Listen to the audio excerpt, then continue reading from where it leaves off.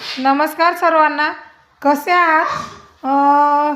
मला ना आज एक गंमत लक्षात आली, म्हटलं नक्कीच तुमच्यासोबत शेअर करावी.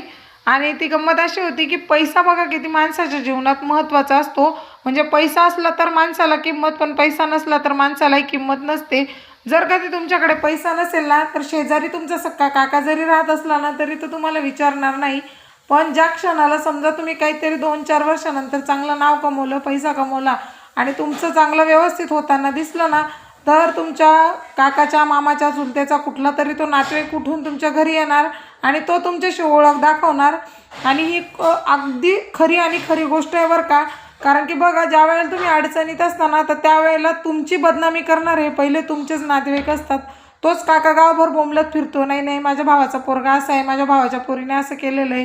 म्हणजे तो तुमच्या घरी येऊन तुमच्या नावाचे भाऊ आणि आणखी नाही का, आम्हाला तर भाऊकीत नाव काढायला जागाच राहिलेली नाही वगैरे वगैरे असं सगळं बोलणार.